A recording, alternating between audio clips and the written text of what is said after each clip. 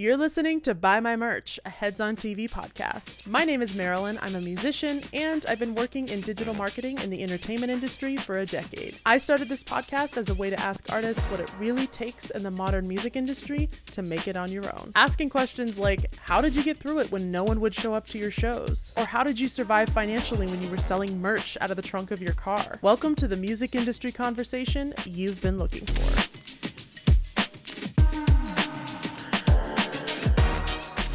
We're back. It's another episode of the Buy My Merch podcast. Today we've got Tim Stewart and Jonny Goood in studio here talking about their new project, DAMNAGE. Aside from their own musical projects, these guys have played on some of the biggest arenas and stadium stages in the world as the touring guitarist and bass player for Lady Gaga. I first got to meet them when I was doing social media for Guitar Center, and I was invited backstage on Lady Gaga's Joanne tour.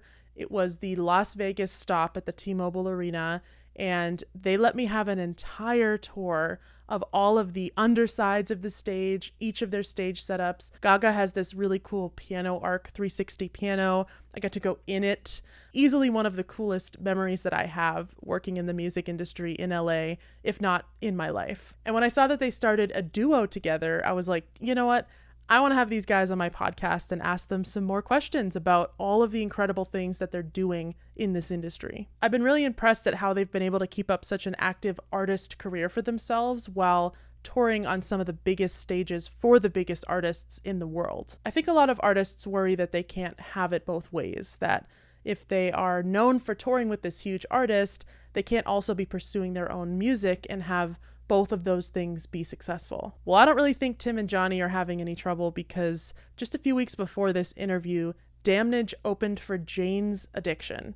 Their band, nothing to do with the other artists that they play for, just them.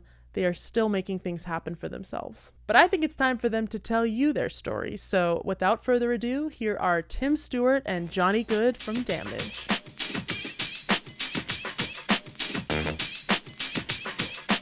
You guys, we've got Tim and Jonny of DAMNAGE in the studio right now on the Buy My Merch podcast. Welcome. Thank you. Hey. Welcome to the podcast. Thank you for having us. Yeah. I have to lead into this talking about how I first met you guys.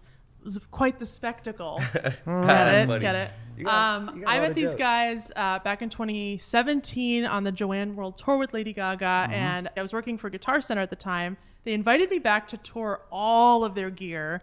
And Gaga has a super rad setup, but also like a 360 piano and every kind of guitar, bass, pedal, everything going on. And this was right at the time when the Snapchat spectacles came out.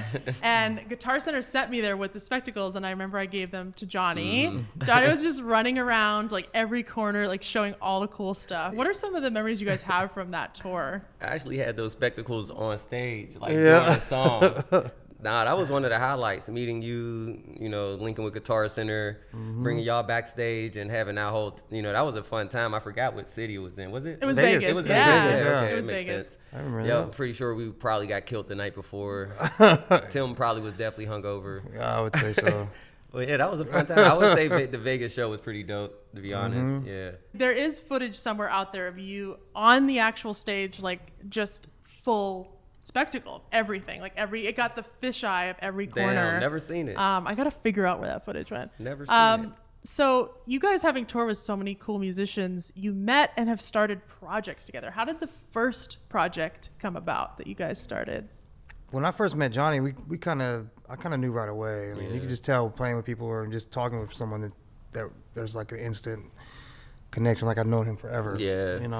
It was a vibe. I met him with this dude, Aaron Spears. Shout out to Aaron, but Aaron, yeah, I Aaron met Spears, Aaron. yeah, that's the Awesome. homies. But it was before I even got a note to play off. They were already breaking me down because I had a weird looking strap at the time. So we instantly, you remember? So we instantly just broke off like with the good vibes. And of course, everyone knew about Tim and Aaron. So I was already humbled and honored to be around. But once I seen they were so cool, we just instantly hit it off. This was during I think the first thing was like a Miley Cyrus MTV behind the scenes type shit with like Mike Will during that era when she was. Oh wow.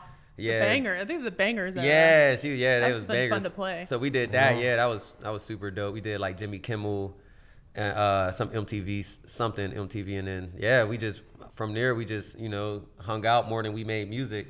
Then years later, that's when we start making music together. But it was more so like just a friendship, hang, he introduced me to the band Knives, fell in love with it, got to cut on a lot of records, cut some records. We played out in France, did a couple of shows out there. Then I started doing my own thing, bass hop. He produced half of that, so we did that. And then we just decided to just put our brains together and just us two just make an album or make a band and, do our own thing, step out to the front as our own little unit, When you're doing that, was it happening in between your crazy busy schedules, like squeezing in the studio time? Oh, yeah. Yeah, for sure. Just finding how to get it done. Oh, yeah. Writing anytime we can, Y'all had a full backstage on the tour bus. Even with this, we wrote songs when we were out on the last tour. Yeah. In the backstage rooms, in the hotel rooms, anywhere we we wrote I'll never forget it. We wrote a song in Doncaster, England, which is a pretty cool place. Shout out to Doncaster.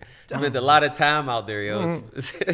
The dome, the gym and stuff. But yeah, it was like literally, I hate to say it, but nothing out there.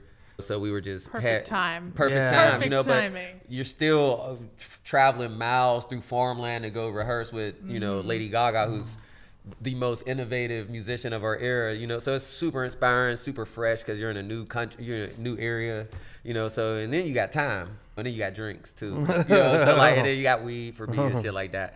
So yeah, we got to write good songs, and then, man, we wrote a song in France, backstage at, what's that place called?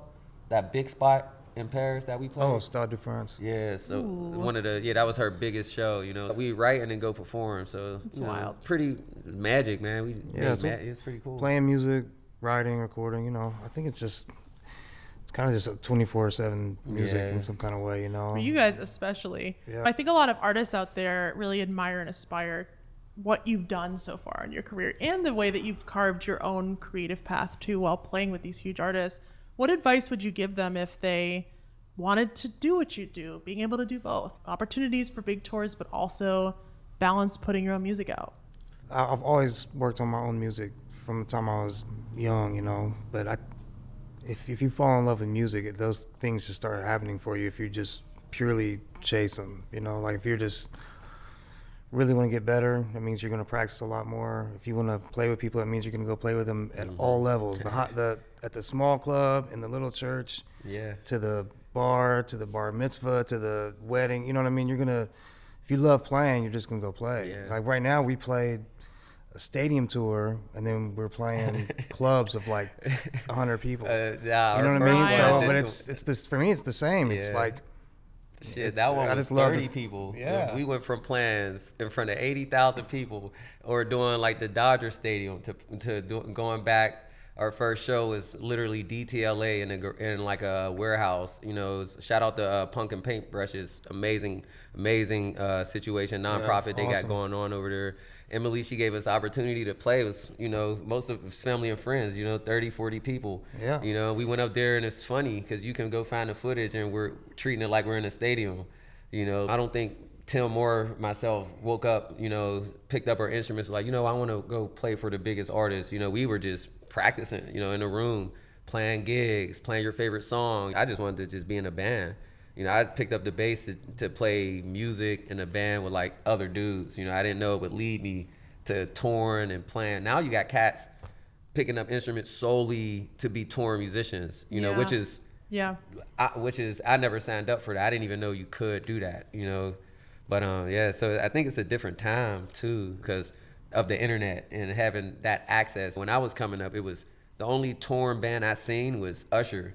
This was back in 2008, 7, Usher, he was like the biggest touring, they had Aaron Spears and Natural, Be Strong, they had like killers, so, and I didn't know of any other bands that was even doing anything back then. So for me, that was the first time I ever even seen, oh shit, you can get hired to then I packed up and moved to LA. That's Then I packed up and bounced. But going back to the way you just said that of, I'm in this stadium and then running to this club, are you just taking like a smaller version of that stadium rig to the club or keeping those totally separate? Similar, we kind of use similar things, We got the Kempers now. Yeah. It just depends, really. I use Kemper, so I kind of it was funny. I think it's hilarious because the same sounds I was using inside of fucking stadiums, I'm stuffing these same sounds in front of 30 people. You know, literally. It's a similar approach. Yeah. I mean, it's I think Really for us it is. Yeah. If we played drums, it'd be maybe different. Yeah. Oh, God. For real, like Because that like I said, it's like The electronics now. You know, I had my friend Kat, who now runs marketing at Roland, and she grew up as a drummer. And we had this great conversation about electronics. And I know you're talking about the Kempers too. Is that a weird transition, or did that feel natural? For me, it was a bit weird. Yeah. You know, I'm grown accustomed to it now. I mean, that's like my idea behind the technology is like everybody I grew up listening to was using what they had available to them. You know, even my heroes like Jimi Hendrix, he wasn't using old vintage guitars. Right. Somewhere along the line, people just romanticize this idea that I have to use a 1967 Marshall and it has to be this Strat and that's the holy grail of everything. But that's what they had. Yeah. So for me now, Kemper, I think they're the Fractals, the Kempers, you know, all those type of things that even like recording, you know, you have all the plugins, man. It's like, endless. Man, you should use what's available. Cause I think the technology is amazing. Now for me, the Kemper thing is incredible, you know, but I still use real amps with speakers. It just depends, you know, sometimes the Kemper works better. And if it's available to you, and it's easy, man. It's every easy. sound in it. You should. I think blow my mind. I think it's incredible. I mean, really, like we've spent time with Christoph. I just feel like he's this incredible human who just flipped the thing on its head. Yeah. You know, I remember me and Ricky got one of the first ones in like 2012 or 13, somewhere around there. And we didn't really know what to do with it. We're like, this is crazy, dude. But now I'm like, it's such an integral part of my setup and both of our setups. I think it's incredible, and it was man. important to use like when we were opening up, like doing, you know, we opened up for Jane's Addiction, like on our own stuff, you know, we use Kempers. And so if we're going on first, you know, you don't want to bring my SVT Classic and, you know, a Marshall and stuff, you know, you want to make sure that it's clean. You get up, set up, it takes 5 minutes. The stage manager is happy. You're not taking all day to set up your shit. And that's, you know, that's another thing about Kemper. It's like, man, it packs a punch and it's just it's put great, it in the book bag, you know. Especially like back in the day, I do fly dates. If you rent gear, how it used to be was you never, like I could say I want to rent a deluxe reverb, but you don't know which one you're getting. Right. Like how are the tubes messed up? Is it the speaker being kicked in? Or does the volume knob work? You know, it's this. You know, it's just this thing that it's like a fail safe. Yeah, it sounds, man, pretty amazing, man. You can't complain at all. I think it's incredible. It's wild because like my first memory of a Kemper, I went to Warped Tour for the first time. Oh wow! And this was around 2018. Like I had never gone growing up, and it was in Ventura, so it was like the Warped Tour of Warped Tours. And we got to go up on the side stage, and all of a sudden when I looked behind, there were these walls of fake amps. I won't say the band. I won't shout out the video. Like not plugged in. With the Kemper behind it. It's an old school thing. They back in the day they used to use empty cabs for like you go watch stick like things behind them. Yeah, but it'd be like one cabinet being mic'd and then you just have a wall of amps. Hey, the look of it is very important. Yeah, it's very important. You gotta come on. The look gotta be. Be right. Those things are getting even smaller too, man. Like what they can do, but it's like the same with software for recording. I can't believe. You know, I started out in the era where they were barely moving into Pro Tools, barely moving to a studio, having a computer. And now it's like to see what you can do with a laptop. And I really... Use what you have. I love that sentiment. Use what you've got. Use what you got. Because it's too much out there. If the technology is caught up... Never make a decision otherwise. I'm left behind. I don't know what number of Pro Tools I got. I'm sorry. I'm left behind. It's just technology will never cease, bro. It's incredible. Keeps going. And I think technology and music, they go hand in hand. You know, what you're able to make, what you're able to create, it has to do with what is available to you through the technology. Yeah, that's true. So you got to be open to it. Yep.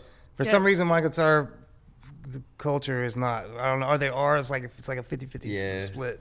Like there's this real thing. Like I need to keep the old ways. I'm like, I mean, yeah, if you want, but there's this too. And they should all go together. Yeah. To get your hands on and I think a lot of, I'm sure in like a long time of guitar culture too, it's that, oh, you're cheating it or you're cheating it. Like, yeah. How have you found it to almost aid in your playing or take it to a new level? Is that how you view it? I think it's a great tool for creativity, because at the end of the day, it's what you're writing, is what you're playing, what you're feeling. And if that's a vehicle or like a tool that can help you get out what you have inside, I'm all for it, man. I'm all for all of that. Things, you know. I just play bass, so just, you know, they don't really care about us. You know, Johnny, I remember when I came to that Gaga show back then, you excitedly showed me the whole rig, but I had one bass. Then you had hand 32. painted it. Oh yeah. Is that you still have like it Yeah, was that's my fully baby. hand-painted. That's the only bass I use. Yeah. Okay. Shout out to my boy Ron Bass. So his name is Ron Bass. So it's Bass by Ron Bass, which Bass by is Bass.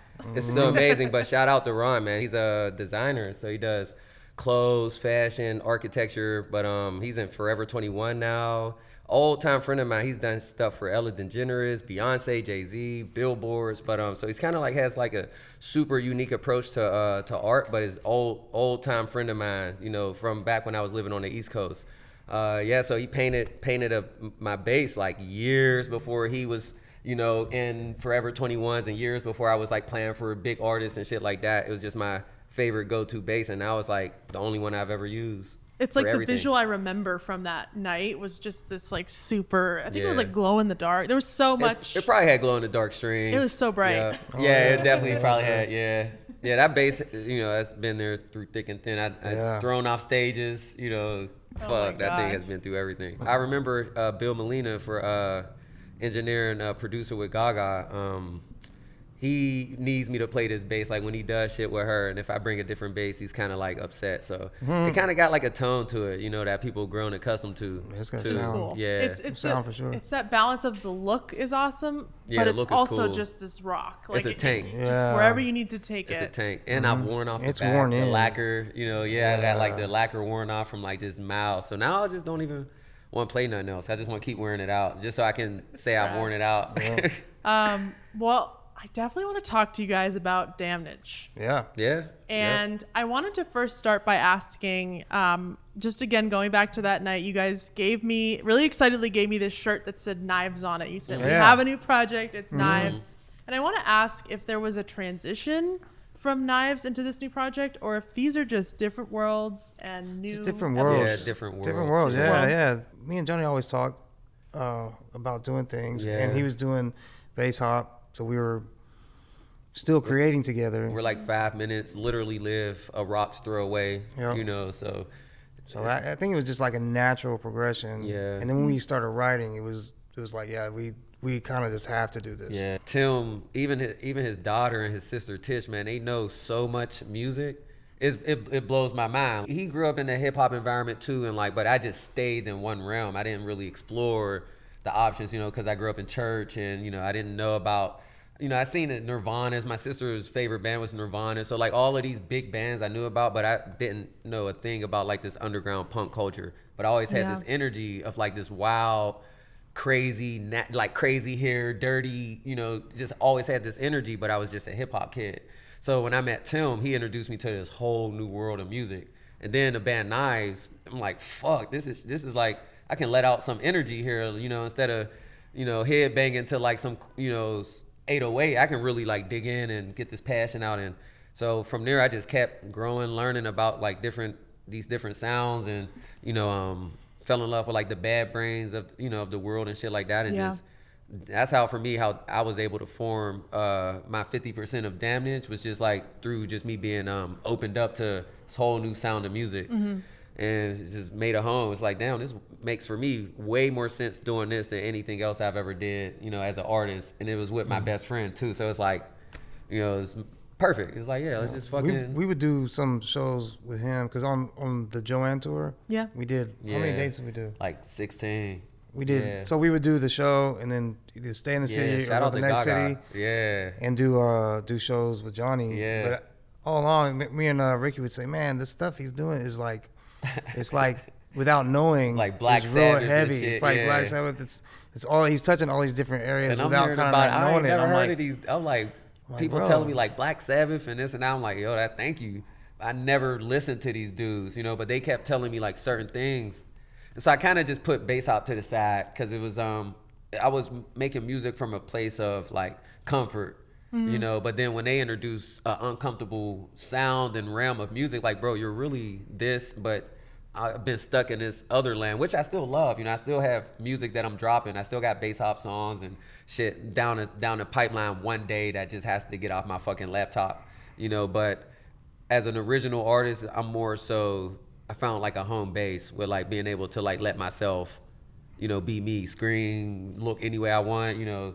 Don't got to keep up with any rule book or talk about this or talk about that. It's like, fuck, I can do or say or be anybody I want right here. So it was perfect. You know, it was really wild too. I remembered about that particular tour is that I really felt like it could have been Gaga's energy or whatever was happening. Like I could tell your artistry was coming through in the performance even of her music in a complimentary, super electric way. Oh, yeah. Word. And I think that I wasn't surprised when I got back there. You're like, we're in our own band. Like, we have so much going on. And it just seemed like that energy of underground punk and hip hop complemented well her own catalog, what was going on. You know, I wanted to ask too, the worlds of punk and hip hop, why was it important that both were kind of present here in this particular project? And this, I think that's just, you know, we both came up listening to so many different things. You know, I've always liked the marriage of those things. I think they're from the same place and they have the same kind of energy. I've always kind of ran from being a purist of any kind. You know, I played jazz when I was young. People who are purists in that, I got to get away from it. It's the same with hip hop or punk rock or metal. It's always this purist mentality. Like, this is hit all these points and now you're a punk artist. Oh, hit all these points, now we're metal. Hit all these points. But I think just doing what you do, like playing music. I've listened and heard music through the walls of my dad playing country or this and that, and it's just, it comes out how it's supposed to come out. Yeah, but remember we was just saying almost like, you know, having that versatility, because like he said, this dude can play, you know, he can play everything. I'm not lying. Like, you know, in the guitar community, everyone knows Tim Stewart, you know, and dude can play any style, any song, any type of way. So being in a band, and for me, you know, and he writes, I write, we come from similar but different backgrounds. So, you know, it's fun to be able to, you know, we both come in open-minded and we don't even think, we just sit down. A lot of the times it's him coming up with some crazy shit because I'm trying to stop him half the time because he got like 1,000 riffs, you know what I'm saying? So, and I'm just like, wow, so we just hit record, right? You know, come up with whatever, and we just don't put it in a box. We don't strain it. We don't. Everybody know Tim got a great voice. It took him a little second to, you know, it took him a little. He wanted to get, he ain't want to get vulnerable. You know, he ain't want to let the world know he had a nice. It's a great segue to something I wanted to ask you both. Already poking fun. Why do you think you work so well together?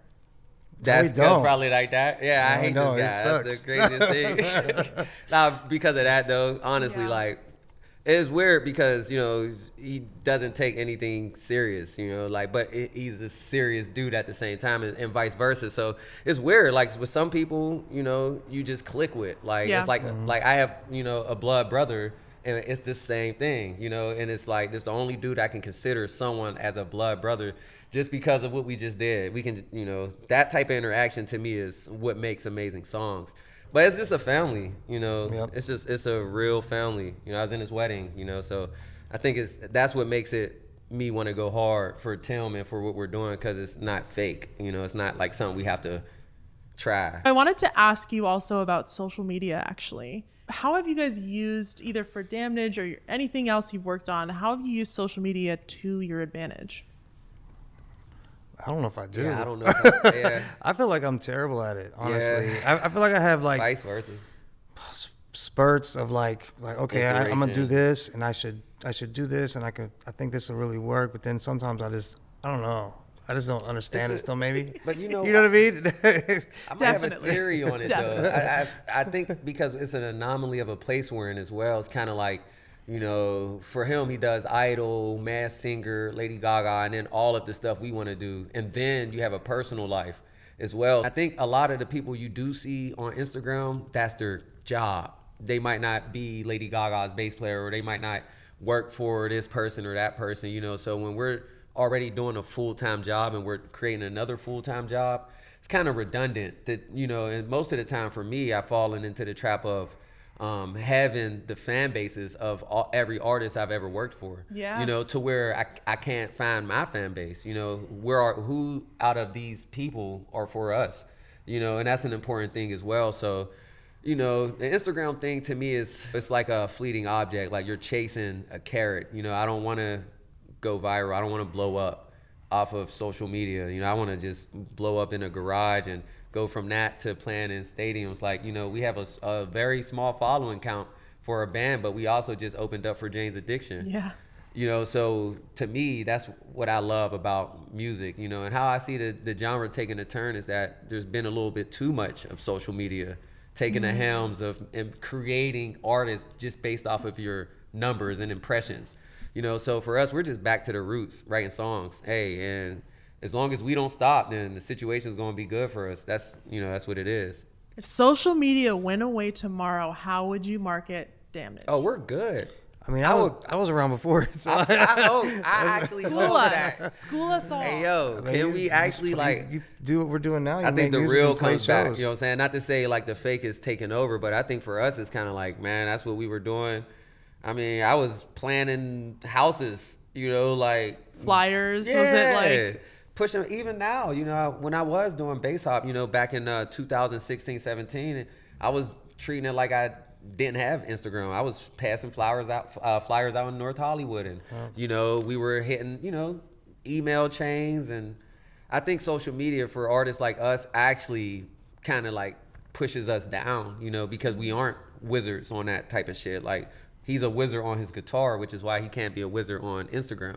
You know, you really can't have both. You know, you really can't. And if you do, you probably have a parental figure pushing you in that direction, which is what we're in now, you know? We're Yeah. just not cut from that cloth. I do think like the experiences would be quite a bit different. You know, me and my daughter were watching some of the Sick New World clips from the festival, and we're just like, man, the sea of phones. Yeah. I cannot get over it. Yeah. But I remember going to those shows when I was young, and it was just, you were so in the moment. And also you didn't know what you were going to see yet, because you hadn't seen it with everybody posting about it before they got to your city. Yeah. You know, there's a man, special that's experience one thing. involved when you go to something, you know, so it's, That I don't makes know. tour weird. Like Yeah. when, you know, like imagine back in 20, 30 years ago, you know, you do a show and you go to the next city. Those people didn't know what you were about to, you know, because it's not as if Mystery, someone the put it on mystery. a fucking crow. And just being in the You know, experience and the excitement of seeing something that you don't know what you're about to It's see. trippy. And Now you go play a you don't know what the tour. set list is. They know what it is the next show. Man, they know the set list. Yeah, they know, the everything. they know everything. It's trippy. So it's kind of like, you know. It is weird. What are man. your thoughts on, you know, I've been to a few shows in Vegas where they make me put my phone I've been in to a a few. sleeve Yeah. before I go in there. What I are your ain't never thoughts on done that. I saw the Bruno one. I'm too rebellious. Yes, I went Yeah. to Silk Sonic. I went to Silk Sonic twice, and they had this moment where they sing at us like, "We took your phones away." It was so funny, but it's like a big thing happening now as like a movement. We Do ain't you in think school that's a no good more. thing?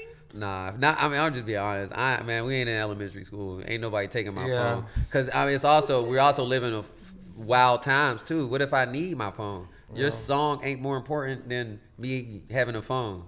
You know what I'm saying? Nah, bro. Like, but that's the thing. We live in this time, so you got to be okay.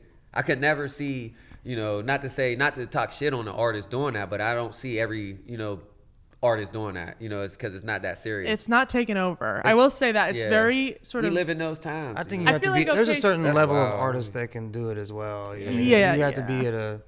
You know, can't go do that in We're this not gonna go do it at the stadium. club. Like, hey, bro, you guys. Nah, I don't think I'll ever even care enough to fucking do it. If you are tweaking that much to see what we're doing, and then thank you. It's like the promo side of it, though. This is a part, I guess, because I came from a social media background. It's free promotion in some regards. You can look For at sure. it that way. That's sort of like That's what I mean. The level of artist. It depends. Like if Yeah. you're like Beyonce, then and you can say that. Yeah. Like nobody bring your phones. Then you can. That Then works you for that. can. Yeah, because she doesn't need the promotion. I don't think Yeah. it's that serious. You know what I mean? Not necessarily, but other Yeah. bands. I think the rest of the million bands out there, they could use the promotion. Gotta have it. Yeah. It ain't that serious. I wanted to also ask you guys if there was ever a moment, either as instrumentalists or in your own bands, that you kind of almost walked away from it all, went in another direction, and what brought you back, if so?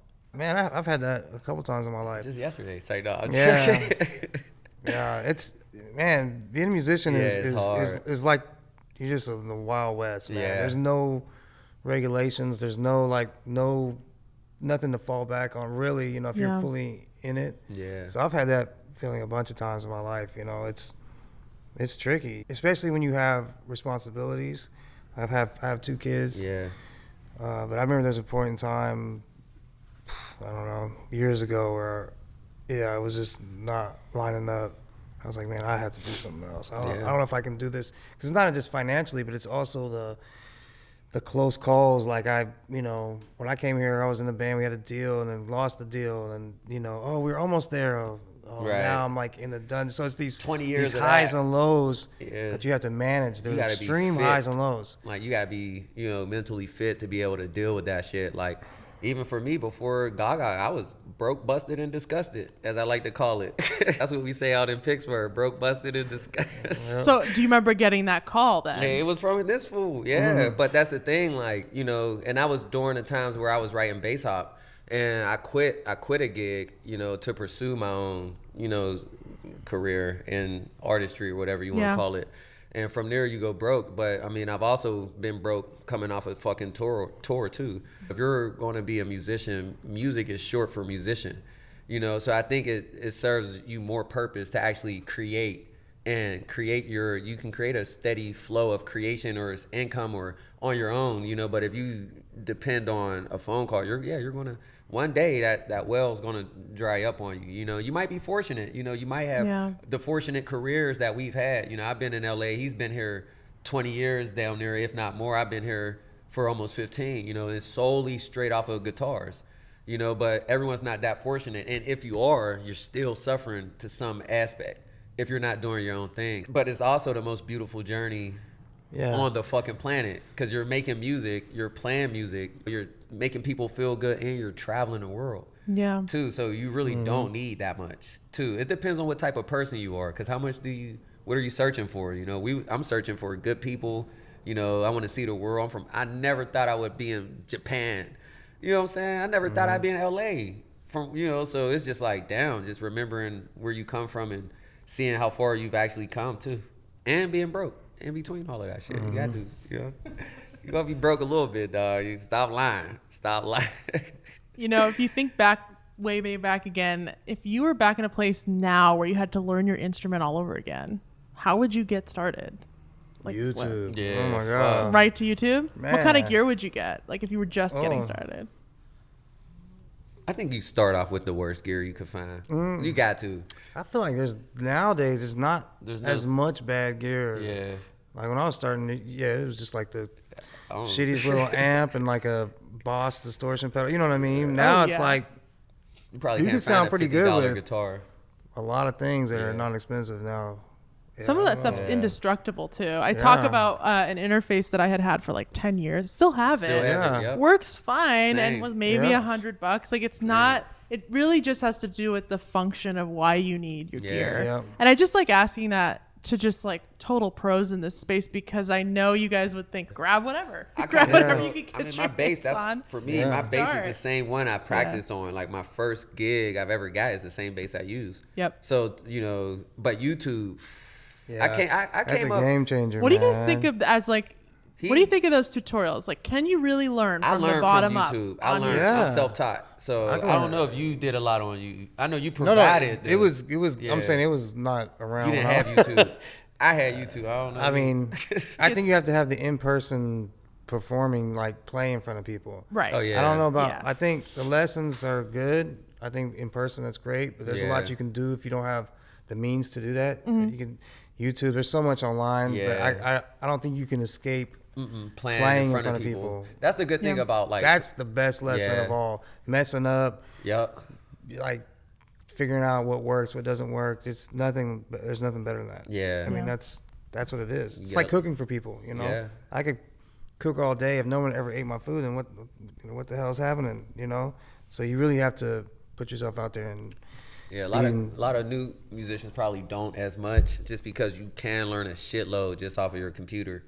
Well, that is the weird thing with the social media thing too. Is like, there's some amazing people, and I'm that never played with people. And I'm like, man, you're missing some things. Like, you should go do that in front of people, not just like do a million takes, edit it together, and put it out there. And it's like, well, that's awesome, which is awesome. Yeah, I wish I could do that, but I think they're just missing some real valuable experiences. Once you're out there, if something goes wrong on stage, it's you. Yeah, in real time. Figure it out. Real time, and it's that's up to you. And that's great. That's amazing, man. Just the interaction with the performance people, base, man. It's just it's nothing like it. That's how you learn how to perform. Like if you sit on your ass all day and I don't think it was supposed to be a solitary thing. Yeah, it's gonna be hard for you to go rock out in front of people. A lot of people do, man. There's like a whole sea of people that are doing that, doing which it right is now.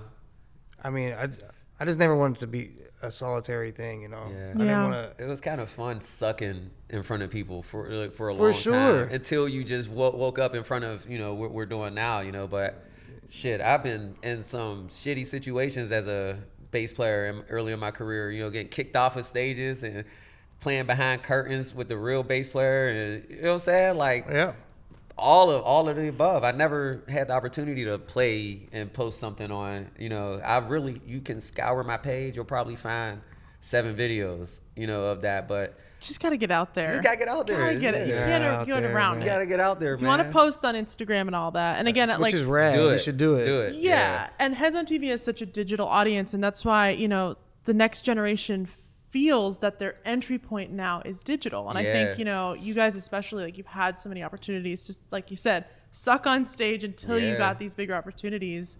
But branch out. Couldn't agree more. Just branch out. I hear that Jonny plays a mean clarinet. Oh my god! And I wanted to ask if we're going to hear about it in any of the DAMNAGE upcoming tracks from DAMNAGE. What do we got? That's funny, dog. Clarinet for DAMNAGE is funny as hell. But you know what? Easter egg moment. Nah, I've always been joking about it because I think who else played? I think Ricky played clarinet or something like that. Like a couple people in Gaga's band were like instrumentalists. Got a whole orchestra up in there. Yeah, bro. I played clarinet from like elementary school all the way up until my senior year in high school. That's awesome. I was like first chair, sweet with it. I could read. You know what I'm saying? Like at first chair, dweeb. Not dweeb like that, but I was like obnoxious. I'm like a 4th chair bass player, so it's like no way. I don't know what happened. I didn't put the same, If not the clarinet, what's coming up next for DAMNAGE? Playing a whiskey. Yep. Yeah, June 24th. Yeah, y'all should come. We're working on our album. Yep. We're working on videos. Yeah. Shows. I mean, we're just going, playing shows, writing songs, recording songs. Yeah, we're gonna be getting this project done in July, mixing, mastering. Shout out to my boy Thrash, Kevin Thrash. He's gonna be working on it. So we got the songs, and we're playing Whiskey June 24th. So we're just gonna be beating the streets, These are 2 of the coolest guys in music right now. I'm so honored you were on my podcast, shared all of your wisdom with everyone, and that's it.